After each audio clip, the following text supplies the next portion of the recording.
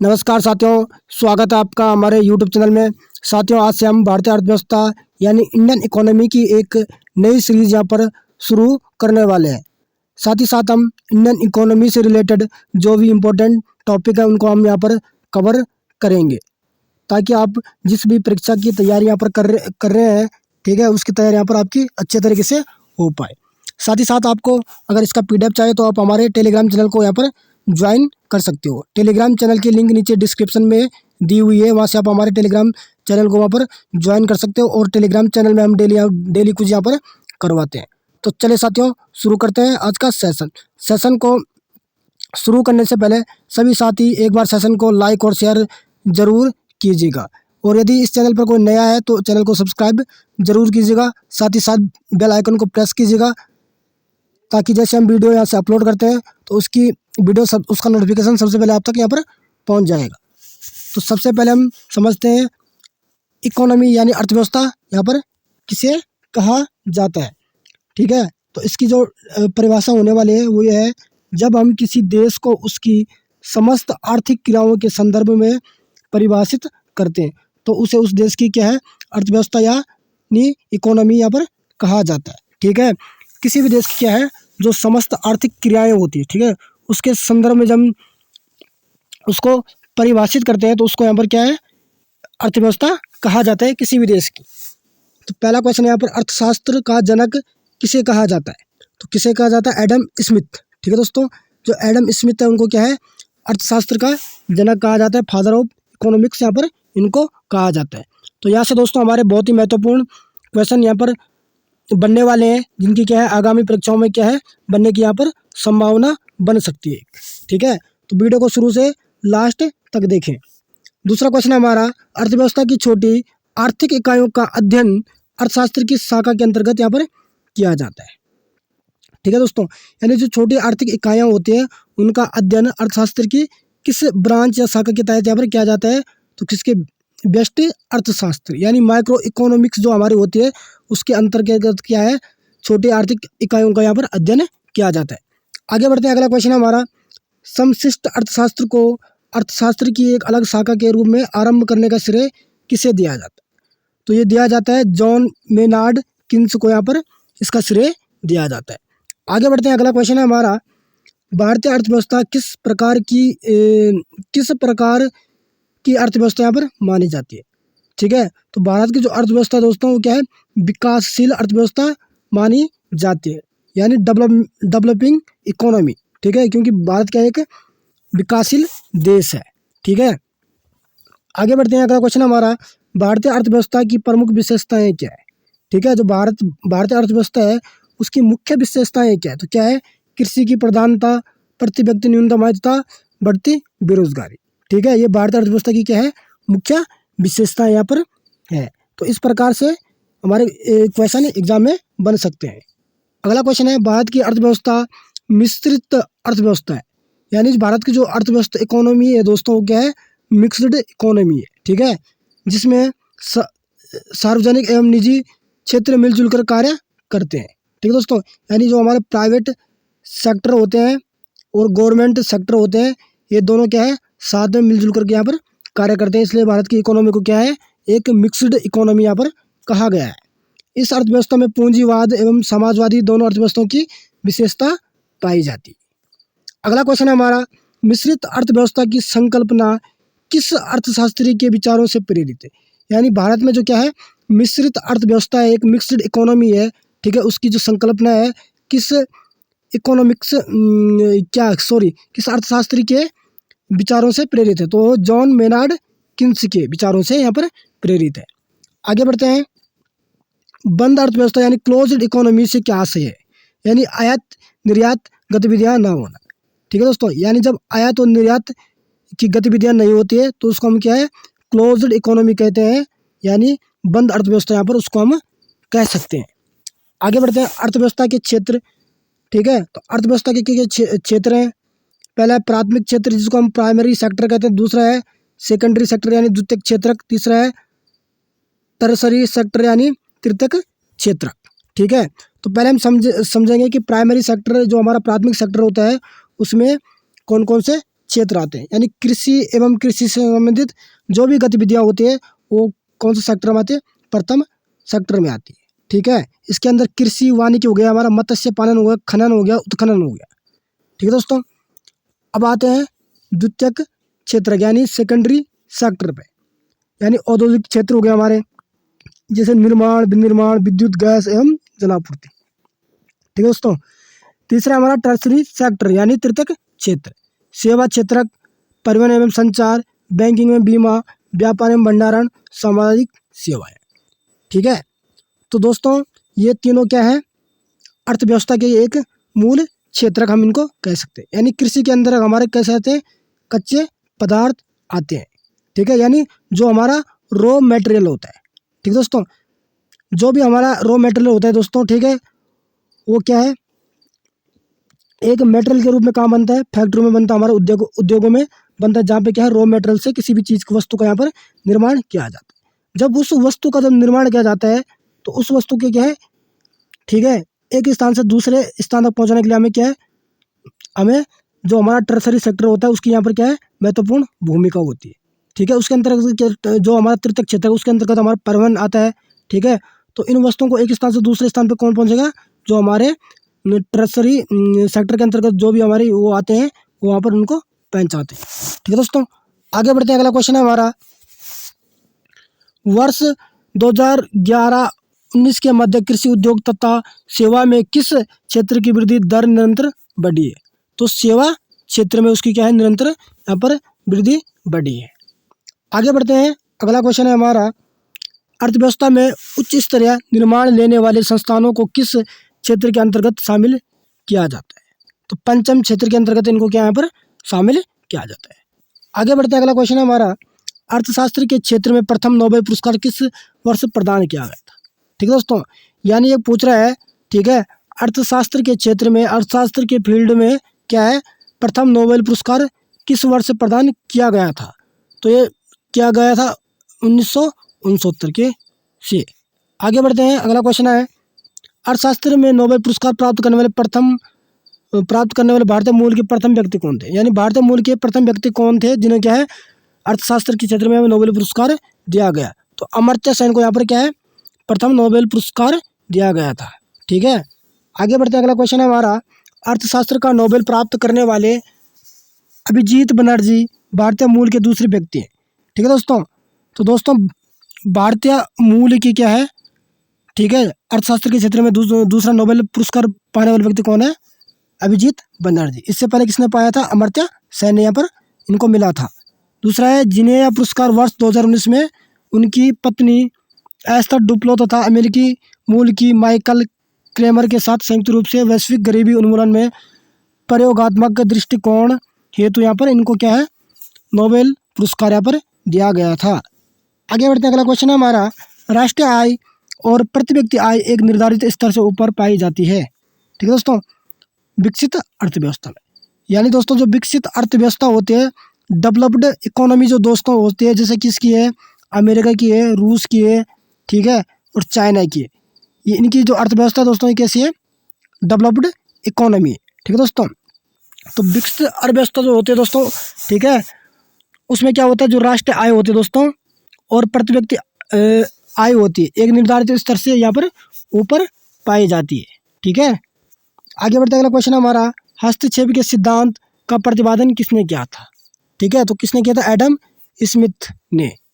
आगे बढ़ते हैं। अगला क्वेश्चन हमारा, गांधीवादी अर्थव्यवस्था किस सिद्धांत पर आधारित है? न्यास के सिद्धांत पर क्या है? गांधीवादी अर्थव्यवस्था आधारित है। अगला क्वेश्चन है हमारा, समाजवादी अर्थव्यवस्था का जनक किसे कहा जाता है? तो कार्ल मार्क्स को क्या यहाँ पर क्या है? समाजवादी सोशलिस्ट इकोनॉमी का यहाँ पर फादर कहा जाता है या जनक यहाँ पर कहा जाता है। ठीक है, आगे बढ़ते अगला क्वेश्चन हमारा, भारतीय अर्थव्यवस्था के उदारीकरण का अग्रदूत कहा जाता है? तो दोस्तों डॉक्टर मनमोहन सिंह को यहाँ पर क्या है? भारतीय अर्थव्यवस्था का क्या है? उदारीकरण का अग्रदूत यहाँ पर कहा जाता है। आगे बढ़ते अगला क्वेश्चन हमारा, वह अर्थव्यवस्था जिनका विश्व के अन्य देशों से कोई व्यापारिक संपर्क नहीं होता है वह बंद अर्थव्यवस्था कहलाती है। ठीक है दोस्तों, तो बंद व्यवस्था वह अर्थव्यवस्था कहलाती है, ठीक है, जिनका क्या है? विश्व के किसी भी देश से क्या है कोई व्यापारिक संपर्क नहीं होता है, उनको हम क्या कहते हैं यहाँ पर बंद अर्थव्यवस्था, क्योंकि वो क्या किसी भी प्रकार किसी भी वस्तु को क्या आयात और निर्यात नहीं करते हैं। ऐसी ऐसी अर्थव्यवस्था को यहाँ पर बंद अर्थव्यवस्था कहा जाता है। अगला है आर्थिक समृद्धि एवं विकास। ठीक है दोस्तों, किसी अर्थव्यवस्था में होने वाला मात्रात्मक परिवर्तन, ठीक है, आर्थिक समृद्धि कहलाता है। आगे बढ़ते हैं। प्रति व्यक्ति समग्र उत्पादन व प्रति व्यक्ति भौतिक पूंजी में वृद्धि क्या दर्शाती है? तो क्या दर्शाती है? आर्थिक समृद्धि को यहाँ पर दर्शाती है। आगे बढ़ते हैं। अगला क्वेश्चन हमारा, यदि किसी देश में पूंजी निर्माण हो रहा है तो उसकी अर्थव्यवस्था पर क्या प्रभाव पड़ रहा है? ठीक है, अगर किसी भी देश में क्या है पूंजी का निर्माण हो रहा है तो उसकी अर्थव्यवस्था पर क्या प्रभाव पड़ेगा? तो वो पड़ेगा आर्थिक समृद्धि में अनिवार्य रूप से वृद्धि होगी। ठीक है दोस्तों, आगे बढ़ते हैं। अगला क्वेश्चन हमारा, किसी भी देश के लिए आर्थिक समृद्धि का सबसे उपयुक्त मापदंड किसे माना जाता है? तो किसे माना जाता है? प्रति व्यक्ति वास्तविक आय को। ठीक है, आगे बढ़ते हैं। अगला क्वेश्चन हमारा, भारतीय अर्थव्यवस्था ने किस वर्ष में सर्वाधिक समृद्धि दर प्राप्त किए? तो किए वर्ष 2006 और 7 में 9.6% से। आगे बढ़ते हैं। अगला क्वेश्चन हमारा, भारत में बचत और पूंजी निर्माण की ऊंची दर होते हुए भी समृद्धि दर कम होने का मुख्य कारण क्या है? तो क्या है? पूंजी उत्पाद अनुपात का अधिक होना। आगे बढ़ते हैं। अगला क्वेश्चन हमारा, एशियाई विकास बैंक ADB के अनुसार वर्ष 2019 में भारत की समृद्धि दर कितनी थी? तो कितनी थी? 6.5%। आगे बढ़ते हैं। अगला क्वेश्चन हमारा, किसी अर्थव्यवस्था में होने वाले मात्रात्मक यानी क्वांटिटेटिव एवं गुणात्मक क्वालिटेटिव परिवर्तनों को आर्थिक विकास इकोनॉमिक डेवलपमेंट यहाँ पर कहते हैं। इससे सामाजिक मूल्य निहित हमारे होते हैं। आगे बढ़ते हैं। अगला क्वेश्चन हमारा, आर्थिक विकास के मुख्य संकेतक क्या हैं? तो क्या है? मानव पूंजी में वृद्धि, असमानता में कमी और अर्थव्यवस्था में संरचनात्मक परिवर्तन। आगे बढ़ते हैं। अगला क्वेश्चन हमारा, आर्थिक उदारीकरण की नीति लागू होने के पश्चात किस वर्ष आर्थिक विकास दर सर्वाधिक रही? तो वो रही वर्ष 2006 और 7 में। आगे बढ़ते हैं। अगला क्वेश्चन हमारा, किस पंचवर्षीय योजना में आर्थिक विकास दर सबसे कम रही? तो तीसरी पंचवर्षीय योजना में क्या है? आर्थिक विकास दर यहाँ पर बहुत ही कम रही थी। आगे बढ़ते हैं। अगला क्वेश्चन हमारा, किस पंचवर्षीय योजना में आर्थिक विकास पर दर सर्वाधिक रही थी? तो 11वीं पंचवर्षीय योजना में। अगला क्वेश्चन है दोस्तों हमारा, सकल घरेलू उत्पादन में परिवर्तन की दर क्या कहलाती है? तो क्या कहलाती है? आर्थिक विकास की दर यहाँ पर हमारी कहलाती है। आगे बढ़ते हैं। अगला क्वेश्चन है हमारा, जीवन की गुणवत्ता भौतिक गुणवत्ता सूचकांक का प्रतिपादन क्या था?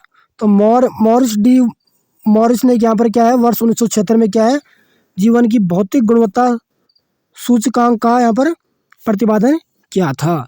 आगे बढ़ते हैं। अगला क्वेश्चन हमारा, वर्ष 1970 में आधारभूत आवश्यक प्रत्यागमन दृष्टिकोण का प्रतिपादन किसके द्वारा किया गया था? तो किसके द्वारा किया गया था? विश्व बैंक के द्वारा यहाँ पर किया गया था। आगे बढ़ते हैं। अगला क्वेश्चन है हमारा, आर्थिक विकास के मापन हेतु क्रय शक्ति समता विधि का प्रतिपादन किसने किया था? तो ये क्या था? GR कैसले ने यहाँ पर किया था। तो साथियों, सेशन को क्या है लाइक और शेयर जरूर करें, साथ ही साथ क्या है बेल आइकन को प्रेस कीजिएगा, ताकि जैसे हम क्या है यहाँ से वीडियो अपलोड करते हैं तो सबसे पहले उसका नोटिफिकेशन आपके पास पहुँच जाएगा। और साथ ही साथ अब हमारे टेलीग्राम चैनल को भी यहाँ पर ज्वाइन कर सकते हो। टेलीग्राम चैनल की लिंक नीचे डिस्क्रिप्शन में दी हुई है, और वहाँ पर आपको क्या है हम जितनी भी वीडियो अपलोड करते हैं उनके नोट्स आपको वहाँ पर क्या है उपलब्ध होंगे हमारे टेलीग्राम चैनल पर। आगे बढ़ते हैं। अगला क्वेश्चन हमारा, विश्व बैंक के अनुसार क्रय शक्ति क्षमता के आधार पर चीन एवं संयुक्त राज्य अमेरिका के बाद भारत तीसरी सबसे बड़ी अर्थव्यवस्था है। ठीक दोस्तों, चीन और क्या है अमेरिका के बाद क्या है भारत क्या है तीसरी सबसे बड़ी अर्थव्यवस्था है। ठीक है दोस्तों, आगे बढ़ते हैं। अगला क्वेश्चन है हमारा, वर्ष 2020 में जारी अंतर्राष्ट्रीय तुलनात्मक कार्यक्रम के अनुसार PPP के आधार पर विश्व GDP में भारत की भागीदारी कितने प्रतिशत रही? ठीक है दोस्तों, तो भारत की विश्व में क्या है 6.7% GDP की यहाँ पर भागीदारी रही थी। आगे बढ़ते हैं, अगला क्वेश्चन है हमारा, भारतीय मानव विकास प्रतिवेदन प्रत्येक प्रतिदर्श गांव से संबंधित क्या जानकारी प्रदान करता है? तो क्या करता है? आ- आधारिक संरचना, ठीक है, सुख साधन, शिक्षा तथा स्वास्थ्य संबंधित सूचकांक, यहाँ पर सूचकांक ये जारी करता है। आगे बढ़ते हैं, किस अंतर्राष्ट्रीय संस्था के द्वारा वर्ष 1990 से मानव विकास सूचकांक यानी ह्यूमन डेवलपमेंट इंडेक्स HDI को प्रस्तुत किया जाता है? तो दोस्तों जो हमारा क्या है HDI होता है, ठीक है, मानव विकास सूचकांक या ह्यूमन डेवलपमेंट इंडेक्स होता है दोस्तों। ये क्या है, संयुक्त राष्ट्र विकास कार्यक्रम के द्वारा यहाँ पर जारी किया जाता है 1990 से। आगे बढ़ते हैं, अगला क्वेश्चन है हमारा, संयुक्त राष्ट्र मानव विकास सूचकांक HDI किसके द्वारा विकसित किया गया था?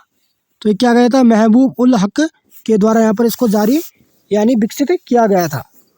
आगे बढ़ते हैं, अगला क्वेश्चन है हमारा, मानव विकास सूचकांक के 3 मुख्य घटक कौन से?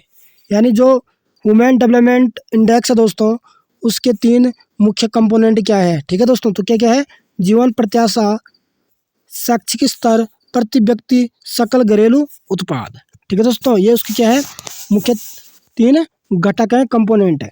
आगे बढ़ते हैं, अगला क्वेश्चन है हमारा, जीवन प्रत्याशा सूचकांक की गणना हेतु अधिकतम आयु प्रत्याशा 85 वर्ष तथा न्यूनतम आयु प्रत्याशा 20 वर्ष से यहाँ पर ली जाती है। आगे बढ़ते हैं, अगला क्वेश्चन है हमारा, मानव विकास रिपोर्ट 2019 में किस देश का प्रथम स्थान रहा है? तो किसका रहा है? नॉर्वे का। ठीक है दोस्तों, आगे बढ़ते हैं, अगला क्वेश्चन है हमारा, सतत आर्थिक विकास से क्या अभिप्राय है? ठीक है, तो वर्तमान पीढ़ी के विकास के साथ साथ भविष्य का आर्थिक विकास। आगे बढ़ते हैं, मानव विकास सूचकांक 2019 में भारत का विश्व में कौन सा स्थान रहा था? तो भारत का रहा था 129वां स्थान यहाँ पर रहा था पूरे विश्व में। आगे बढ़ते हैं, अगला क्वेश्चन है हमारा, राष्ट्रीय आय यानी नेशनल इनकम। ठीक है, तो इसके जो भी महत्वपूर्ण क्वेश्चन है दोस्तों उनके बारे में हम यहाँ पर चर्चा करेंगे। तो वीडियो को क्या है, शुरू से लास्ट तक जरूर देखें, साथ ही साथ क्या है, वीडियो को लाइक और शेयर जरूर करें। किसी निश्चित अवधि के लिए एक देश की राष्ट्रीय आय एक वित्तीय वर्ष में उत्पादित अंतिम वस्तुओं और सेवाओं के मौद्रिक मूल्य के बराबर यहाँ पर होती है। ठीक है दोस्तों, राष्ट्रीय आय, ठीक है, इसका फॉर्मूला क्या है, राष्ट्रीय आय कैसे निकालते हैं किसी भी देश की? घरेलू आय प्लस विदेशों से प्राप्त शुद्ध कारक आय, यानी दोस्तों जो भी हम सामान विदेशों को निर्यात करते हैं, ठीक है, उससे जो हमें आय मिलती है, ठीक है, और जो हमारी घरेलू आय होती है, उन दोनों को मिला के हमारी क्या बनती है, राष्ट्रीय आय बनती है, यानी नेशनल इनकम हमारी यहाँ पर बनती है।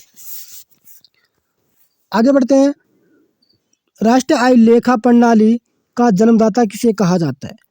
तो साइमन कुज़नेट्स को यहाँ पर क्या है, राष्ट्रीय आय लेखा प्रणाली का यहाँ पर जन्मदाता या जनक यहाँ पर कहा जाता है। अगला क्वेश्चन हमारा, वर्ष 1949 में भारत सरकार द्वारा नियुक्त राष्ट्रीय आय समिति के अध्यक्ष कौन थे? ठीक है, तो कौन थे? PC महालनोबिस थे।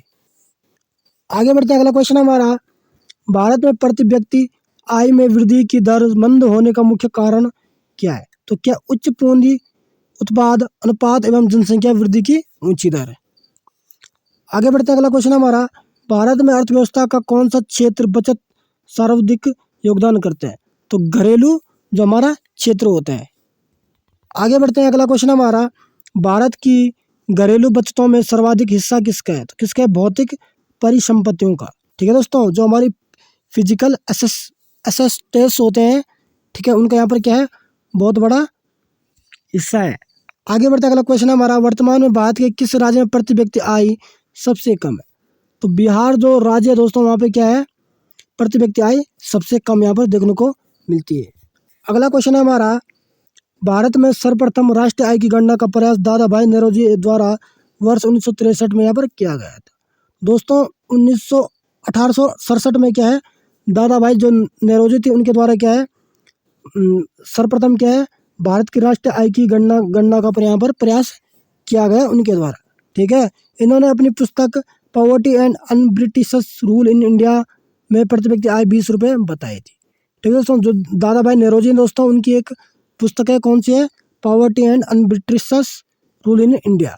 ठीक है, उस बुक में इन्होंने क्या है, ठीक है, भारत के प्रति व्यक्ति क्या यहाँ पर क्या है 20 रुपये यहाँ पर बताई है। आगे बढ़ते अगला क्वेश्चन है हमारा, वर्तमान में किस राज्य में औसत प्रति व्यक्ति आय सर्वाधिक है? तो कहाँ पे है, गोवा में। आगे बढ़ते अगला क्वेश्चन है हमारा, भारत में राष्ट्रीय आय समंकों का आंकलन किसके द्वारा किया जाता है? तो ये किया जाता है केंद्रीय सांख्यिकी संगठन के द्वारा यहाँ पर किया जाता है। आगे बढ़ते हैं अगला क्वेश्चन हमारा, राष्ट्रीय सांख्यिकी कार्यालय, ठीक है। तो अगला क्वेश्चन क्या हमारा, केंद्रीय सांख्यिकी कार्यालय तथा राष्ट्रीय प्रतिदर्श सर्वेक्षण कार्यालय का विलय कर किस नई संस्था को स्थापित करने का निर्णय यहाँ पर लिया गया? यानी दोस्तों जो हमारी क्या थी, केंद्रीय सांख्यिकी कार्यालय था, ठीक है, उसको क्या है राष्ट्रीय प्रतिदर्श कार्यालय सर्वेक्षण कार्यालय, इन दोनों का क्या आपस में क्या यहाँ पर विलय कर लिया गया है। ठीक है, इन दोनों को मिला के यहाँ पर कौन सी नई संस्था यहाँ पर बनाई गई थी? तो कौन सी बनाई गई थी? राष्ट्रीय सांख्यिकी कार्यालय यहाँ पर बनाया गया था। आगे बढ़ते हैं, अगला क्वेश्चन है हमारा,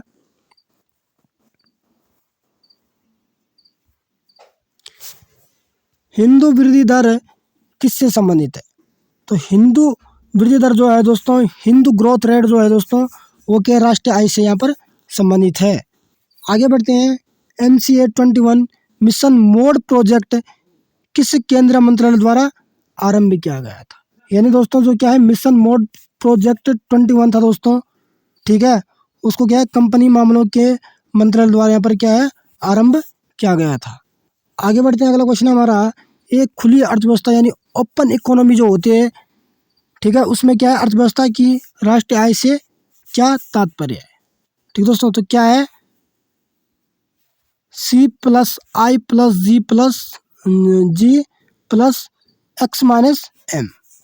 ठीक है दोस्तों, यानी उसको अगर हम समझे यानी सकल घरेलू उत्पाद, ठीक है, उपभोग यानी जो कंज्यूमर होते हैं, ठीक है, सकल निवेश, सरकारी व्यय, ठीक है, निर्यात माइनस आयात। ठीक है दोस्तों, अगला है दोस्तों, सकल घरेलू उत्पाद GDP के आधार पर विश्व की 5वीं सबसे बड़ी अर्थव्यवस्था कौन है? यानी GDP के आधार पर क्या है दोस्तों, विश्व की 5वीं सबसे बड़ी अर्थव्यवस्था कौन है? यहाँ पर भारत है। ठीक है, आगे बढ़ते हैं, मुद्रास्फीति, मुद्रा संकुचन एवं अप्रत्यक्ष कर के प्रभाव को शामिल कर संकलित GDP को क्या कहा जाता है? तो उसको क्या कहा जाता है? नॉमिनल GDP यहाँ पर कहा जाता है। आगे बढ़ते हैं, अगला क्वेश्चन है हमारा, भारत में सकल घरेलू उत्पाद का सबसे बड़ा भाग किस आर्थिक क्षेत्र से प्राप्त होता है? तो होता है सेवा क्षेत्र से।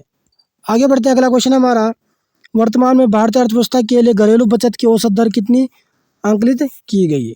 वो की गई है लगभग 30 से 40% के बीच।